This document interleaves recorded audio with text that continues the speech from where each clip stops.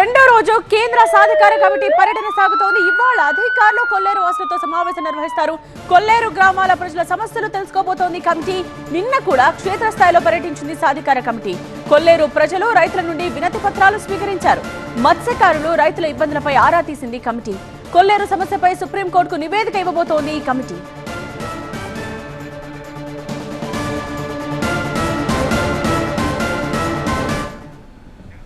కొల్లేరు సమస్య కొలిక్కి వస్తుందా?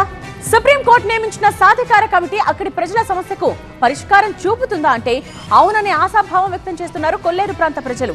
ఇదే తమకు లాస్ట్ అండ్ ఫైనల్ ఛాన్స్ అంటున్నారు. సుప్రీంకోర్టు నియమించిన సాధికార కమిటీతో తమ సమస్యకు పరిష్కారం దొరుకుతుందని ఆశపడుతున్నారు. అసలు కొల్లేరు వాసులు ఏమంటున్నారో మా సీనియర్ కరెస్పాండెంట్ రవి రిపోర్ట్ చేస్తారు. కొల్లేరులో సుప్రీంకోర్టు నియమించిన సాధికార కమిటీ పర్యటన త్వరలో జరగబోతోంది. అయితే 3 దశాబ్దాలకు పైగా కొల్లేరు ప్రజలు స్థానికంగా ఎదుర్కొంటున్న కష్టాలు, ఇబ్బందులు వీరి పర్యటనతో తొలగిపోతాయా? దాదాపుగా 4 లక్షల మందికి సంబంధించిన సమస్య, 5 నియోజకవర్గాలు, 3 పార్లమెంటుకు సంబంధించినటువంటి వ్యవహారం మొత్తం కూడా పూర్తిగా కూడా ఈ పర్యటనపైనే ఇక్కడ ఉన్నటువంటి ప్రజల ఆశలన్నీ కూడా ఆధారపడినటువంటి నేపథ్యం. అయితే ఇక్కడ ఉన్నటువంటి స్థానికంగా ఉన్నటువంటి జరాయితీ రైతులు ఏం కోరుకుంటున్నారు, కొల్లేరు గ్రామాలు ఏం కోరుకుంటున్నాయి, ఈ స్టోరీలో చూద్దాం. 20 సంవత్సరాల నుంచి సస్తూ బతుకుతున్నాం, కానీ మాకు ఏ మార్గం లేదు. ఇవాళ సిఈసి కమిటీకి ఒకటే అడుగుతున్నాం, అయ్యా మా పరిస్థితులు మా గ్రామాల్లో మేము బ్రతికేదే కాంటూరులో, ప్రతి గ్రామంలోనూ కాంటూరు ఉంటుంది, పట్టాదారు పాస్బుక్లు మాకు ఇల్లు కట్టుకోవడానికి పట్టాలు లేవు, అలాగే రోడ్లు వేసుకోవడానికి పర్మిషన్ ఇవ్వండి కాంటూరులో ఉంటున్నాయి. మంచినీళ్ళ చెరువులు గతంలో 100 మంది ఉంటే ఒక 5 ఎకరాలు ఉండే, ఇప్పుడు 1000 మంది సంఖ్యలో పెరిగారు. కాబట్టి మంచినీళ్ళ చెరువులు కూడా కొల్లేరులో తవ్వుకోవడానికి ఏదో జనాభా లెక్క ప్రకారం మంచినీళ్ళ చెరువు ఇవ్వమని, శ్మశానం కూడా కాంటూరులో ఉంటుంది, దాన్ని కూడా చేయాలని మేము ప్రతి గ్రామం నుంచి మేము విన్నవించుకోవడం జరుగుతుంది. రెగ్యులేటర్ కట్టినట్టయితే ఈ ప్రాంతంలో ఉన్న చేపల చెరువులు కానీ వ్యవసాయం కానీ నీరు గోదావరి నీరు డైరెక్ట్గా పోలవరం నుంచి ఇటు కాలువ తవ్వుకొచ్చి కొల్లేరులో పెట్టి దానికి సమానమైన లెవెల్ ఉంచి దాన్ని ఉన్న ఎక్స్ట్రా నీరుని మరి సముద్రంలో పంపడానికి రెగ్యులేటర్ అనేది ముఖ్యం. దయచేసి ఆనాడు జనాభా ప్రకారంగా 5,500 ఎకరాలు ఇచ్చారు.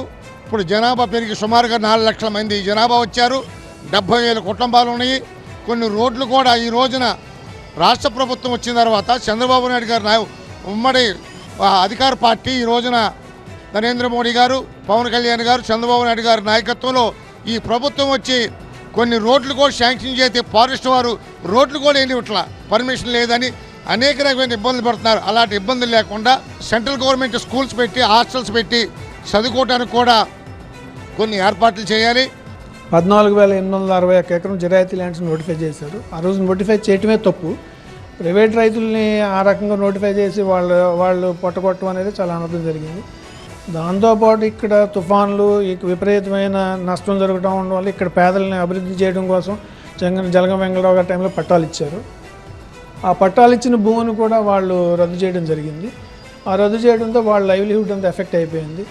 దాని తగ్గ ఆల్టర్నేటివ్ సోర్స్ ఈవేళ వరకు పూర్తిగా వాళ్ళకి దొరికిందంటే దొరకలేదు. వాళ్ళ గ్రామాలన్నీ కూడా చాలా దుర్భరమైన పరిస్థితిలో ఉన్నాయనేది నిజం. డ్రై ల్యాండ్ని కూడా వెట్ ల్యాండ్ కింద పెట్టలేరు. అలాగే టౌన్ పక్కన ఉన్న ఏరియాస్ని అన్నిటిని కలిపి అలా 10వ కాంటూరు వరకు పెట్టేయడం వల్ల దాదాపుగా జిల్లాలో సగం భాగం తుడిచిపెట్టుకుపోయే అవకాశం ఉంది. దాన్ని కూడా మార్చమని అడుగుతున్నాం. ఎప్పటికప్పుడు దాన్ని రివైజ్ చేయాలి. ప్రతి 6 సంవత్సరాలకి ఏరియాస్ మారుతూ ఉంటే అది కూడా ఇంతవరకు ఏం చేయలేదు. ఆ మ్యాప్ని కూడా ఫైనల్ చేయలేదు. దాంట్లో కొన్ని కేటగిరీస్ని ఏంటంటే ఎగ్జామ్ చేయవలసిన అవసరం ఉంది, అది కూడా చేయలేదు. అది మోర్ డేంజరస్ ఫ్యాక్టర్గా ఈ ప్రాంతంలో ఈ జిల్లాల్లో ఏదైతే వైల్డ్ లైఫ్ ఏరియా కింద డిక్లేర్ చేయబోతా ఉన్నారో ఆ ఏరియాకి పరిమితం చేయకపోతే కనుక ఇక డెవలప్మెంట్ అనేది వచ్చే అవకాశం లేదు. ఇక్కడ కొంత గ్రామానికి ఎక్కువ భూములు, కొంత గ్రామానికి అసలు భూములు లేని వాళ్ళకి ఎలా చేయాలి సర్వే ద్వారా వాటికి, ఎందుకంటే ఇక్కడ కొంచెం పర్యావరణం కూడా మనం తీసుకోవాల్సిన విషయం కాబట్టి, కాంటూరు ఫారెస్ట్ ల్యాండ్ కూడా తీసుకోవాల్సిన విషయం కాబట్టి దాని సరిహద్దులు ఇటు ఫారెస్ట్కి ఇటు పర్యావరణానికి ఇబ్బంది లేని కొంత ప్లేస్ని, కొంత భూమిని కేటాయించినప్పుడు మిగతా గ్రామ ప్రజలకు కూడా ఇచ్చే విధంగా, అంటే ఆ గ్రామంలో అక్కడ ఉండకపోవచ్చు, భూమి అనేది మినహాయించకపోవచ్చు, వేరే గ్రామంలో మనం ఆ భూమిని కాంటూరు పరిధి నుంచో లేకపోతే అక్కడ పర్యావరణానికో ఫారెస్ట్కో ఇబ్బంది లేని భూమి అక్కడ కొంత ఎక్కువ ఉండొచ్చు. ఆ భూమిని మిగతా గ్రామాలకు కూడా సరి చేసుకునేలాగానే ప్రభుత్వం కానీ అధికారులు కానీ నాయకులు కానీ చేసే విధంగా కూడా తీసుకోవాలని చెప్పేసి మేము కోరుకుంటున్నాం. ఏంటి వాస్తవ పరిస్థితులు అంటే కాలానుగుణంగా వస్తున్న మార్పులతో పాటు అటు సామాజికంగా అవనివ్వండి, పర్యావరణంగా అవనివ్వండి, అందులో కొల్లేరు కూడా ఒక భాగమే. ఎందుకంటే ప్రపంచవ్యాప్తంగా పర్యావరణంలో అనేక మార్పులు జరుగుతూ ఉన్నాయి. ఇది చాలా కీలకమైన సమయం. అత్యున్నత న్యాయస్థానం, భారతదేశ అత్యున్నత న్యాయస్థానం ఒక అవకాశం మళ్ళీ కొల్లేటి ప్రజలకి, కొల్లేటి రైతులకి ఇచ్చింది. ఇవాళ మమ్మల్ని కూడా పరిశీలించండి, మా కష్టాన్ని కూడా చూడండి అని అడగటం కోసం, మా ఆవేదనని చెప్పుకోవడం కోసం ఇది ఒక ప్రయత్నం.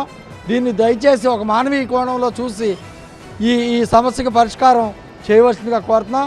సిచ్యువేషన్ అంటే ప్రకృతితో పాటు కొన్ని వందల సంవత్సరాల నుంచి అక్కడ ఉంటున్న ప్రజలు ఉన్నారు.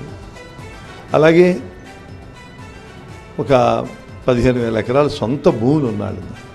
కొల్లేరు ఆపరేషన్ అప్పుడు ఈ ప్రజల జీవితాలకు ఏయో ప్రామిసులు చేశారు, అవి ఏమీ జరగలేదు. వాళ్ళకి అదన్నారు ఇదన్నారు, ఏమీ జరగలేదు. అలాగే అస్సలు సొంత భూములు ఉన్న వాళ్ళకి ఏది అడ్రస్ చేయలేదు. ఇది సమస్య కొంచెం పెద్దది, సెన్సిటివ్ది. ప్రజలు పక్షులు రెండు కోఎగ్జిస్టెన్స్ ఉండాలి. పూర్వం నుంచి ఉన్నాయి, కొన్ని వందల సంవత్సరాల నుంచి ప్రజలు ఉన్నారు, పక్షులు ఉన్నాయి. పర్యావరణం కాపాడుకోవాలి. యాజ్ పర్ 120 యాక్ట్ అగ్గిపెట్టి కూడా ఉండకూడదు.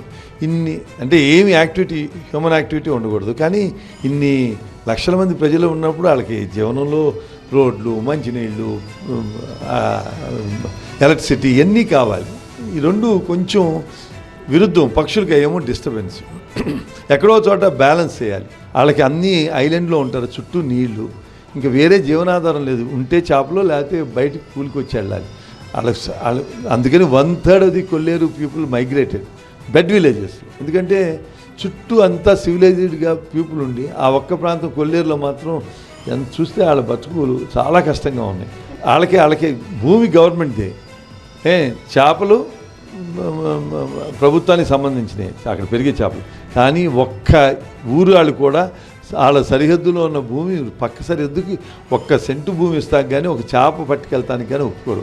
అలాగే కొల్లేరు లో పర్యావరణ కేంద్రాలు, పర్యాటక కేంద్రాలు కొన్ని డెవలప్ చేసి అక్కడ ఉండటానికి అవకాశం కల్పించి ఆ ప్రాంతాలు చూడటానికి అవకాశం, రోడ్లు, ఇన్ఫ్రాస్ట్రక్చర్ డెవలప్ చేస్తే కొల్లేరు బాగా పేరున్న కొల్లేరు అంటే తెలవని వాళ్ళు ఎవరు లేరు. అందుకని కానీ ఒక సామెత ఉండేది, కొంప కొల్లేరు అయిందంటే దెబ్బతినిపోయారని. అలా దెబ్బతిని కొల్లేరుని, పర్యావరణాన్ని, అక్కడ ఉన్న ప్రజల్ని సంరక్షించాలి. కూటమి ప్రభుత్వం ఖచ్చితంగా కూడా పర్యావరణాన్ని కాపాడుతూనే ఇక్కడ ప్రజల అవసరాలు తీర్చేందుకు, కొల్లేరు ప్రజల యొక్క కష్ట నష్టాలను కూడా చూసేందుకు కూడా ప్రయత్నం చేస్తున్నట్టు కైకలూరు శాసనసభ్యులు శ్రీనివాస్ చెప్తా ఉన్నారు. కెమెరా దుర్గాతో రవి, TV9 కైకలూరు నుంచి.